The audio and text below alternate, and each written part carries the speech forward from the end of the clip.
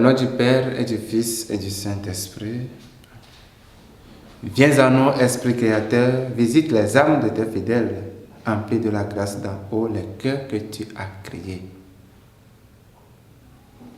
Le Seigneur soit avec vous et avec votre esprit. Évangile de Jésus-Christ selon saint Marc. Voilà toi, Seigneur Jésus. En ces jours-là, comme il y avait une grande foule et que les gens n'avaient rien à manger, Jésus appelle à lui ses disciples et leur dit: j'ai de la compassion pour cette foule, car depuis 3 jours déjà, ils restent auprès de moi et n'ont rien à manger. Si je les renvoie chez eux à jeun, ils vont défaillir en chemin, et certains d'entre eux sont venus de loin. Ses disciples lui répondirent: où donc pourra-t-on trouver du pain pour les rassasier ici dans le désert? Il leur demanda: combien de pain avez-vous? Ils lui dirent: 7. Alors il ordonna à la foule de s'asseoir par terre. Puis, prenant les 7 pains et rendant grâce, il les rompit et il les donna à ses disciples pour que ceux-ci les distribuent. Et ils les distribuèrent à la foule. Ils avaient aussi quelques petits poissons que Jésus bénit et fit aussi distribuer. Les gens mangèrent et furent rassasiés. On ramassa les morceaux qui restaient. Cela faisait 7 corbeilles. Or, ils étaient environ 4000. Puis Jésus les renvoya. Aussitôt, montant dans la barque avec ses disciples, il alla dans la région de Dalmanuta. Acclamons la parole de Dieu.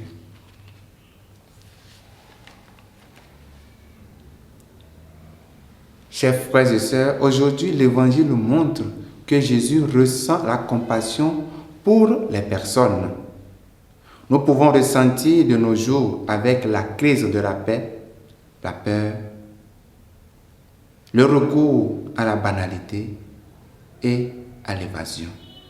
Face à toutes ces vicissitudes, l'interrogation du Seigneur demeure: ils n'ont pas de quoi manger. Le texte précise que le Seigneur appelle ses disciples, c'est-à-dire qu'il m'appelle, moi, afin de ne pas les renvoyer à jeun, pour leur donner quelque chose. Jésus a eu pitié des personnes, spécialement sur la terre des païens. Cela vaut la peine d'une précision. Et nous, réfugiés dans notre petit monde, nous disons que nous ne pouvons rien faire.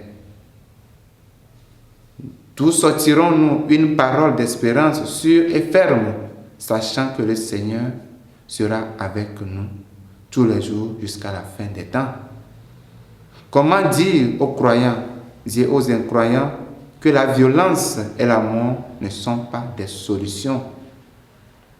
Le Seigneur nous demande simplement combien de pain nous avons. Peu importe combien on a, il a besoin de tout cela. Le Seigneur veut atteindre tout le monde. Donne-lui ta prière. C'est déjà un pain. Donne-lui ton Eucharistie vécue. C'est un autre pain. Donne-lui ta décision de te réconcilier avec les siens, ceux qui t'ont offensé. C'est un autre pain. Donne-lui ta réconciliation sacramentelle avec l'Église. C'est un autre pain. Donne-lui ton petit sacrifice, ton jeûne, ta solidarité. C'est un autre pain. Donne-lui ton amour à sa parole qui te donne force et réconfort. C'est un autre pain. Afin, donne-lui ce qu'il te demande, même si tu crois que ce n'est qu'un peu de pain. Que le Seigneur nous donne sa grâce et sa force. Loué soit Jésus-Christ.